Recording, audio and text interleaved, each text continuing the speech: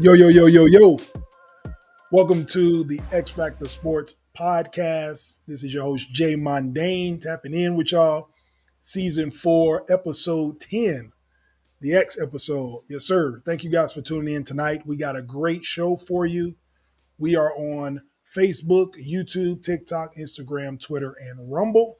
You can always also catch the audio on all the audio platforms, Apple Podcasts, Spotify, iHeartRadio, no longer Google Podcasts, it's YouTube Music now, Samsung Podcast, Pandora as well. I want to thank you guys for tapping in tonight. All right, as we always do, we get into the show with the first lineup of quick news. What we got for y'all tonight, first ladies first as always. We got the WNBA. Congratulations to Toronto. All right, Toronto has won the bid to have a WNBA team start in 2026. They will be the 14th team added to the WNBA. I know you're saying, Jay, there's only 12 WNBA teams now. What do you mean 14?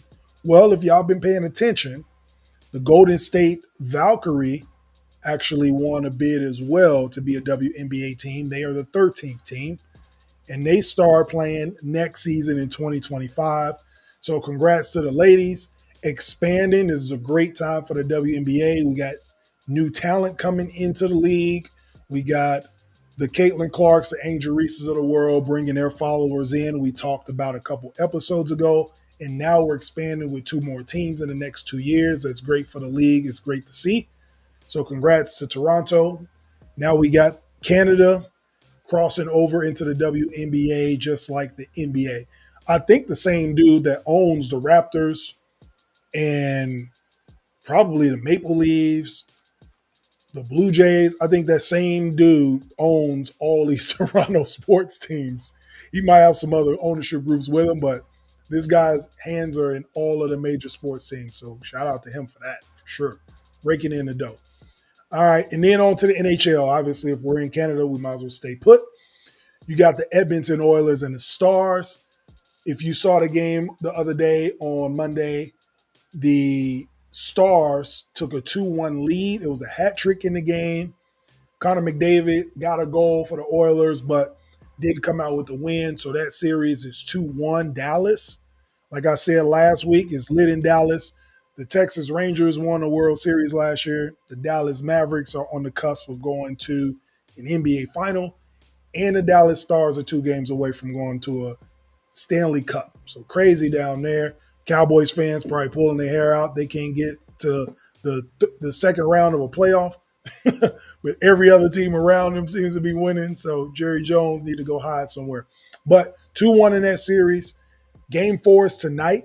Let's see if they can take a commanding 3-1 lead, or if Connor McDavid can pull off a miracle, get this series tied up 2-2. We'll see what happens with that. Florida Panthers and the New York Rangers. If you saw the game last night, the Panthers tied that series up 2-2. The Rangers have found themselves in a dogfight, and we'll see if they can get back to New York tomorrow and take a 3-2 lead and get to the Stanley Cup. The Rangers was my pick to win the whole thing just because how dominant they were all regular season.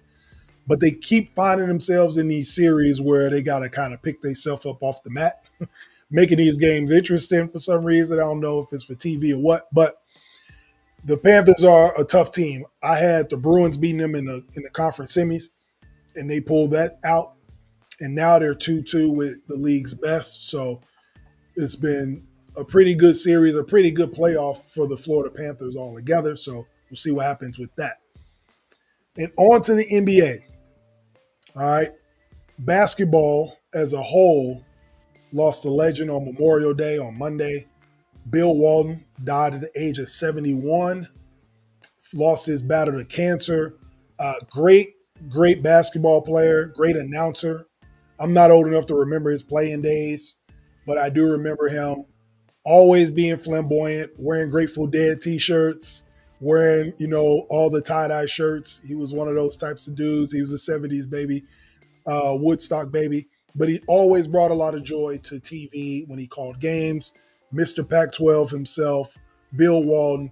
Um, I've said for years, friends know this, close to me know, I don't think that Bill Walton deserves to be a top 75 or a top 50 NBA player just because his career was cut so short with injury. I think he had over 5,000 points, but he was dominant when he played, but injuries just cut his career short. So I don't think he had an NBA career that warranted him being a top 50 or top 75 player. However, that's only 50 or 75 players. That does not diminish him from being a Hall of Famer. So my younger viewers or basketball casual fans that don't know or didn't follow the history of the game, look up Bill Walton and see what Bill Walton did for the game of basketball. Because if you go back to what he was in high school in San Diego, if you go back to what he was at UCLA with the great John Wooden in the 70s, 3-time NCAA player, National Player of the Year, 2-time NCAA champion, back-to-back champ, and was a part of that UCLA team that won like 82, 83 games in a row. All right. So if you don't know about Bill Walton was the truth. All right. When he got to Portland in the NBA, he won their only NBA championship that Portland has, 77, 78. Maurice Lucas and the boys, Dr. Jack Ramsey was the coach, won that title for them, won a league MVP. Like, he was a great player. He just got derailed by injuries. And so that's why I say the top 50 thing is kind of shaky. But as far as Basketball Hall of Fame, what he did for the sport, nothing but love for Bill Walton. Rest in peace. Died at the age of 71. Basketball lost a legend. So, and now we'll continue moving on with the NBA. Obviously, since we're segueing, he was a Boston Celtic as well.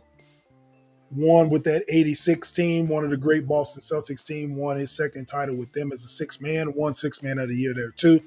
So that makes this an easy segue onto the current Boston Celtics, right? As y'all saw, Memorial Day, they completed the sweep of the Indiana Pacers 4-0. 3 of the 4 games were close, but the Celtics just showed experience over youth.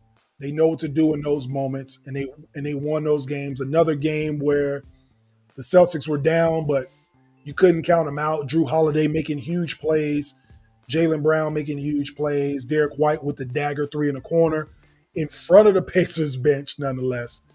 So a lot of crazy talk about the Celtics getting their way to the NBA Finals through this easy route, which is ridiculous to me. I don't understand what that is. I'm going to break that down for y'all later in the show. But they are moving on to the NBA Finals. And then yesterday we had the Timberwolves stay alive to beat the Dallas Mavericks in Dallas in Game 4. Anthony Edwards showed out. Karl Anthony Towns made an appearance, a guest appearance in the series, hitting some threes in the second half, even though he fouled out. But that was a good game. So that series continues. The Celtics get rest, and we wait and see who the Celtics will play next Thursday. All right? So let's segue on over to this. The NFL season is about to start. We got training camp, OTAs, all that's happening. So everybody's getting hyped up about the NFL season. And if you look at the media and you look at all these sports shows, everybody's talking about Aaron Rodgers. We're getting back into this cycle of everybody with their hopes and dreams of Aaron Rodgers delivering these championships to the New York Jets, as if he's just been walking around winning his whole career. Like, I must be lost. Maybe I missed something this last 15 years of his career where Aaron Rodgers was just winning all these games, winning all these playoff games. So I want to ask this question to the audience. You guys let me know what you think. Where the hell did all this excitement come from for Aaron Rodgers? Do people believe that he can actually lead them to a Super Bowl like the Jets? Because he hasn't led anybody to the Super Bowl in 15 years. So why is there this belief now that a 41-year-old off an Achilles tear in year 19, year 20 can lead a team to a Super Bowl that's never been. I don't understand where that's coming from. So, what has Aaron Rodgers done for y'all to believe that? So, let's count all the factors of what I've seen with my own two eyes. Because unlike y'all, I don't look at statistics and analytics to watch sports. I actually use these two eyes I have and watch the games. And I know what I'm seeing. And so, what I'm seeing is, again, a 41-year-old off an Achilles injury, 4 plays into last season that's coming back, that's older, who didn't end his career in Green Bay that good either, and didn't take them to the Super Bowl. He's 12-10 in playoff games in his career. So let's start with that. And then his record in the playoffs after winning the Super Bowl in 2010 is 7-9. So where the hell are we getting this idea that Aaron Rodgers is carrying somebody to the promised land? The dude is under 500 when it comes to playoff games after that Super Bowl run. And to get to the Super Bowl, and to win it, you have to win 4 games. So his record is 19-19 overall. So if you take that 1 year out that he actually went to the Super Bowl, he's 15-19 overall. He's lost almost 20 playoff games. So where are we getting this that the Jets are going to get to this Super Bowl? I don't understand what the media is getting so excited about this guy. It's crazy to me. He's in a division where he's going to easily be on the 3rd best team out of 4 of them, because he ain't going to be better than Miami and they ain't going to be better than Buffalo. We can argue that they can be better than who's over in the East that I'm missing. We got Buffalo, we got the Jets, we got the Dolphins, and New England. Yes, so they'll be better than New England, sure. All right, you got a new coach, new quarterback. That team's not even built to probably win 5 games. So, yeah, they'll be better than them. But Super Bowl, you got to at least be favored to win your division before you can think about Super Bowl. So, and by the way, me talking about him going over to that conference or to that division, he moved from the weaker conference to move over to the AFC. So I don't understand what this media is talking about with Aaron Rodgers. Like they're detached from reality if they think that he is about to carry this team to a Super Bowl. So he moved from a weaker conference and he's going to take the Jets to the Super Bowl, a franchise that hasn't been in the Super Bowl in 50 years, and he's going to go past Mahomes, Lamar Jackson, Josh Allen in his division, Joe Burrow, Tua in his division, and Justin Herbert. I don't get it. Deshaun Watson, if he's healthy. And we got an emerging kid out of Houston down there in CJ Stroud. So what am I missing? Maybe I'm missing something, but with these two eyes watching the game, I don't see what y'all see, right? They're trying to make Aaron Rodgers' career measure up to people like Peyton Manning, Tom Brady. Hell, his career doesn't even measure up to Eli Manning or Big Ben. If we talking about careers, I'd rather have a Big Ben career or Eli career than Aaron Rodgers' career. Yeah, he got MVPs, but he doesn't do anything for his team. They won 1 Super Bowl. They had a good Super Bowl run 15 years ago. Eli had 2 rings against arguably the greatest quarterback to ever live. He didn't miss any games. The city of New York loves him for it. He'll get in the Hall of Fame.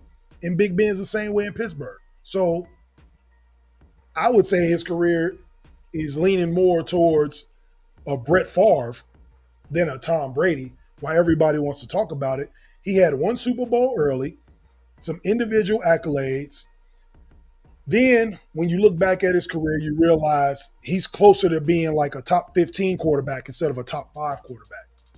So I say you throw him in that Brett Favre kind of realm, the type of quarterback that he tried his whole career not to be. He ended up becoming that guy, even went to the same team. So just stay away from the camera phones because we know what Brett Favre did with those, and you should be good. All right? So Jets fans, I hope your hopes ain't too high on this 41-year-old with one Achilles. The quarterback he is closer to is probably Vinny Testaverde when he was 41 instead of Tom Brady when he was 41. So just temper the expectations, all right? That's how I feel about that. Y'all let me know what y'all think. Are y'all really excited about Aaron Rodgers this season? Like realistically, or are we just happy that we got a quarterback in New York? The NFL is in New York. Roger Goodell can put him on TV a bunch. Look at the schedule. Like even the NFL knows. Look at the schedule. A lot of those TV games are early, right? That's by design, which is something that the WNBA should probably take notes in, how the NFL manipulates the schedule for TV ratings, right? A lot of the first few games that the Jets have are nationally televised games because again, they don't know if he's going to hit a wall. They don't know how good the Jets are going to be. There's going to be a lot of hype around them early. Their schedule is mediocre at best in the first 5 weeks. So they got a chance to win some games, but you ain't going to see them on TV in November, December, because I don't know if they're going to play in January. So you won't even see those games. So they know what they're doing, right? They're telling you, you can always just pay attention, use your eyes, and see what the league is telling you about this season. So y'all let me know what y'all think. Do you think that Aaron Rodgers can actually lead a team to the playoffs, let alone a Super Bowl? I would almost bet again, so I want some money off that last year. You know who you are. I want some money off that last year that them boys didn't even make the playoffs. And maybe because of the injury, but I didn't have them making the playoffs if he's healthy. And the same thing goes this season. So I'm going to leave it at that.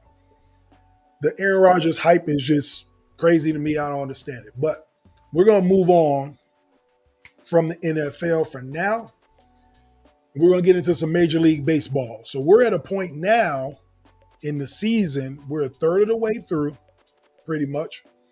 And we're going to talk about some of these big stories so far in Major League Baseball. We're 55 games in. Ron Acuna Jr., sad to say, I actually like the Braves. I like the way they play. They dominate their division. I like seeing great teams be great. Unfortunately, the Atlanta Braves lost probably their best player again. Tore his other ACL last week and is out for the season. Tore his right ACL in 2021. Tore his left one last week. So get better soon. Ron Acuna Jr., I hate seeing players get hurt. I hate injuries on athletes. So I hope he gets a speedy recovery and come back stronger. What else do we got in this third of the baseball season? The Phillies. The Phillies got the best record in baseball. Wouldn't have guessed that. But Bryce Harper doing his thing. The Phillies look great. The Yankees look great. They look really good. As long as Aaron Judge stays healthy, I feel like the Yankees can make some noise this season. I'm actually going to go see a game with the Yankees coming up here in the next couple of weeks. So I get to see Aaron Judge in person. So hopefully you stay healthy till then. We can check that out.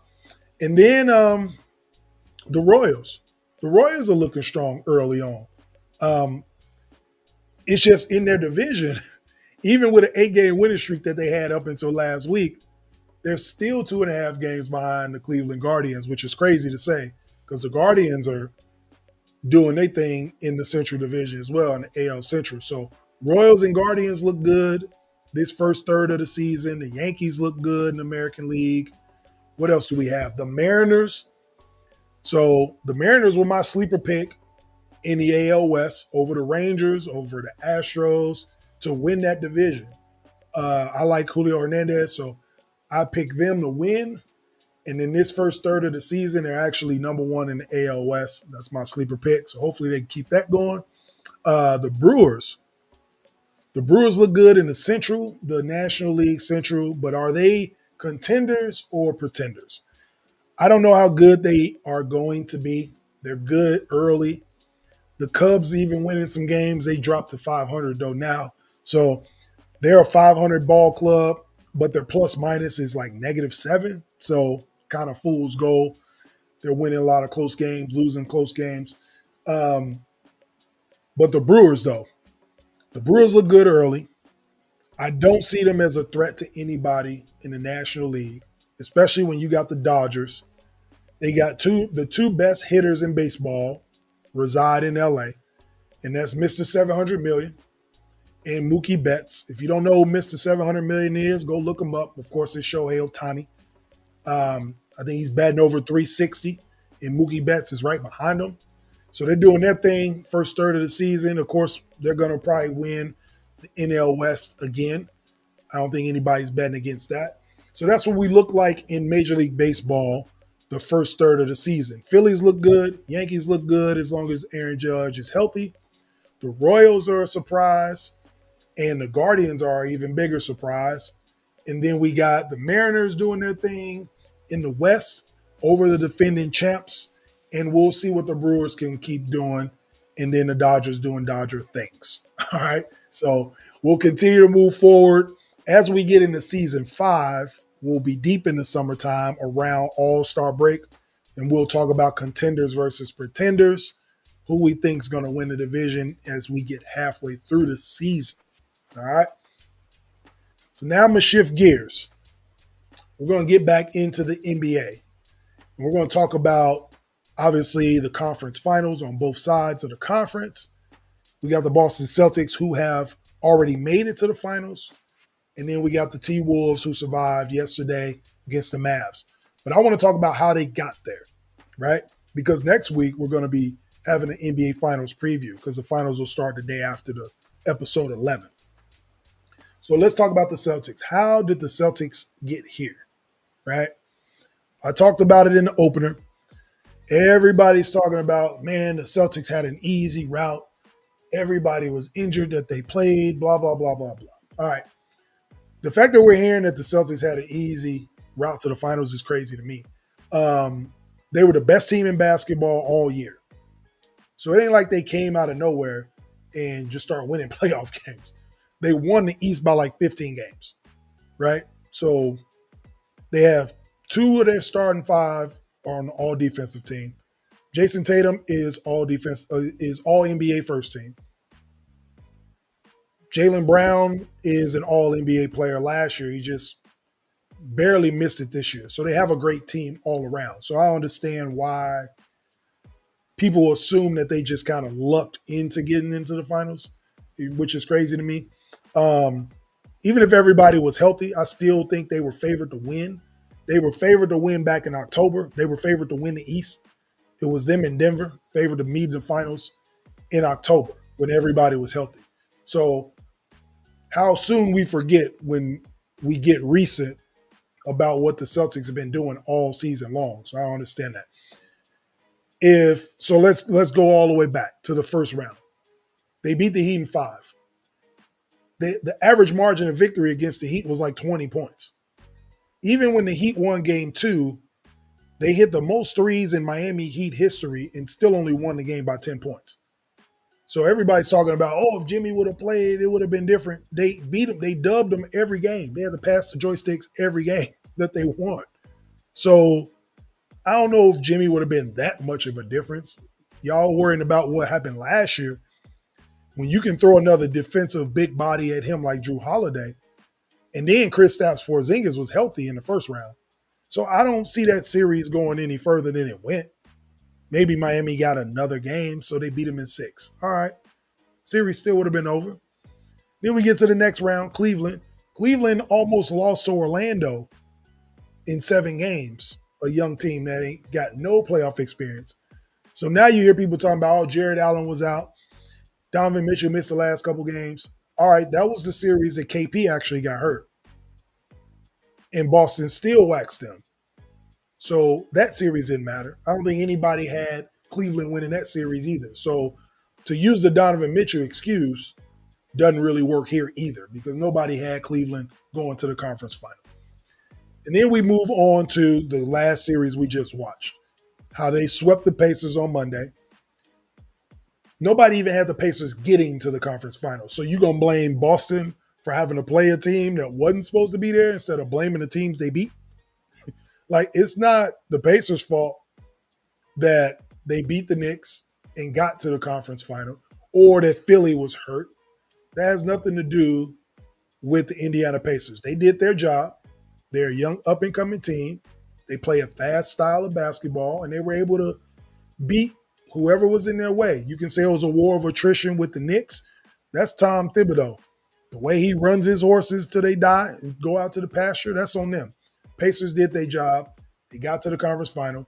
They ran into a better, more dominant, more defensively minded team, a veteran team who understands the moment, situational basketball. So that's why when the Pacers are winning at the end of 3 of the 4 games in that series, the Celtics still win because they don't turn the ball over as much. They understand situational basketball. They have veterans. I know Jason Tatum's 26 years old, but he's been in the playoffs every year of his career. So is Jaylen Brown. You got a champion point guard in Drew Holiday. So there is some leadership and there is some experience all over that team. Al Horford is older than the damn coach. So the experience that you get from the Boston Celtics is why I picked them to go to the conference or to the finals in the first place. It had nothing to do with who was hurt. Even if Joel Embiid or the Sixers played, they would have choked anyway. They've done it year after year after year. So I don't know who y'all thought in the East would have gave the Celtics problems in the first place. So maybe if those guys were healthy, maybe the Celtics wouldn't have lost only 2 games so far. That's about all you can say. Maybe they wouldn't be 12-2. Maybe they'd be 12-4. Maybe they would have lost another game in a series. And the series would have went to 6 instead of 5 or 4. But to say that the Celtics lucked their way or took the easiest route as if they had a choice of which route they could take. Yeah, I want to play this team. So can y'all beat them so we don't have to play them? Like, that's not how sports works, all right? You beat who's in front of you. Because on the flip side, think of it this way. If the Celtics loses any of those series, y'all talking about the Celtics trash. Oh, they should have beat everybody. They should have blew everybody out, yada, yada, yada. So when they actually do what people say they should have done, now they get discounted again. So there's no winning there. Right? So how about we do this as a society? Celebrate when teams are good and they actually do what they're supposed to do and they dominate. Right? How about that? We already know how sports works. It's going to take a little bit of luck. It's going to take some health, but it's going to take experience and actually playing good and playing like a team that is on a mission to win a championship and playing good basketball at the right time. On the other side of the conference, with the Denver Nuggets, the reason they couldn't repeat, they didn't play well, right? Because just like everybody had the Nuggets going back to the finals, they ran into a good, young, energetic team in Minnesota who outplayed them in almost every game. And I talked about it last week, that was the most dominant series for a series to go 7 games. What Minnesota did to Denver that I've ever seen, right? So because the Celtics didn't have to go that route, they get discounted for making it to the finals. I understand that. So that's how I feel about it. You guys, let me know how you feel about the Boston Celtics getting to the finals after hearing that diatribe about what the Celtics did from getting from A to B, right? They beat everybody in their path. They smacked everybody in their path as they were supposed to, as the best team in the NBA should do, right? I don't see anything wrong with that. But you can always check us out on Facebook, YouTube, TikTok, Twitter, Instagram, and Rumble every Wednesday on the X-Factor Sportz Podcast. And if you don't want to see this face, that's fine. You might just want to hear the voice. You can go to Apple Podcasts. You can go to Spotify. You can go to iHeartRadio, Pandora, YouTube Music if you like that, Samsung Podcast even. We're on all the audio platforms as well. So be sure to check us out and catch up on all the other episodes. We're in season 4, episode 10. So you got to go back, all right, and catch us from the beginning and saw how we got better and better as we progress. So with that, I'm going to pivot to the Western Conference and talk about the Dallas Mavericks and the Minnesota Timberwolves. If you saw that game last night, the Timberwolves fought back, all right? They are not going down without a fight. I love to see it. I'm sure TNT's happy. They get a little more money. They get another game because that would have been the last game you would have saw on TNT. Because if you didn't know, the NBA contract is up with TNT. And they're actually moving TNT back to NBC, which makes the 10-year-old in me feel amazing because then we get our old TNT music or our old NBC music back. I can't do that. I probably would have to pay for it if I did the jingle for y'all. But for those who remember NBA on NBC, we're getting it back. So I'm excited for that. But TNT has the Western Conference Finals, so I'm sure they're happy to get another game in. And congrats to the Minnesota Timberwolves, man. They avoided the sweep. I think that was the plan all along. They wanted to avoid the embarrassment of being swept. They saw Memorial Day, the Pacers get swept on their home court. They didn't want to see that happen to them. So they get to go home and play another game. Now, is the pressure on Dallas at this point, being up 3-1? Do we feel like the pressure is on them? Minnesota's been in all these games, and they just found a way to win this time. And that game yesterday was a prime example of the NBA being a make-or-miss league. That's what I saw from watching that game. Kyrie and Luka didn't shoot very well. Kyrie missed a lot of bunnies that he normally make. Some left-hand floaters he was missing. I don't know if he was looking over his shoulder for Gobert, but it was a lot of misses that he normally make. Luka looked like he was a little off. I think they just kind of thought they had this series in the bag. They thought Minnesota was going to lay down. And their young leader, Ant-Man, Anthony Edwards, did not let his team lay down. If you watch that game, you know how they put the mic on the players. He had energy. He was telling them, we don't want to go home yet. We don't want to end this season. They played hard. Cat woke up in the second half. He fouled out. He had a bunch of dumb fouls. That sixth foul wouldn't have been a debate if you didn't have 3 dumb fouls before that. So I'm the type of person that feels like if you don't get stupid fouls early, you don't have to worry about questionable fouls late. Does that make sense? So think about the whole 48 minutes so you can be in the game in crunch time. Luckily, they didn't need him, but he did enough damage in that quarter. Hit 4 out of 5 threes, I think. He started heating up. Maybe he is shooting 1,500 threes. Who knows? But he looked good last night. Made tough shots. Anthony Edwards sealed the game. Hit some mid-ranges. Did his thing. It was a great game. Now on to game 5. Dallas gets Derek Lively back, I believe, tomorrow.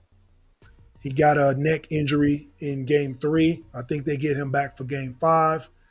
And we'll see if Kyrie and Luka can make some shots this game because they were missing in game 4.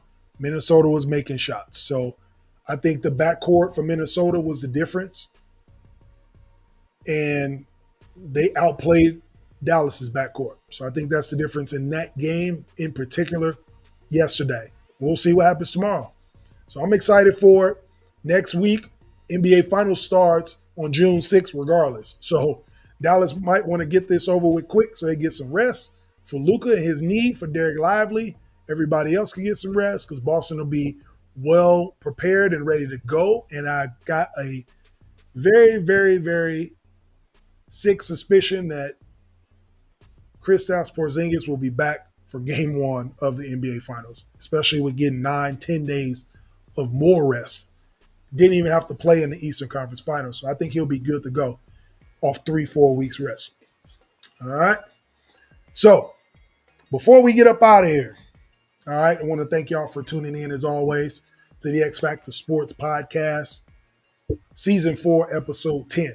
Well, before we get out, we got our last 2 minutes. We started the show talking about the great Bill Walton. Again, I wasn't old enough to see him in person play basketball, but obviously I'm a basketball junkie, historian, so I know all about it. But more importantly, the stories you hear about is Bill Walton, the type of person he was, the man he was.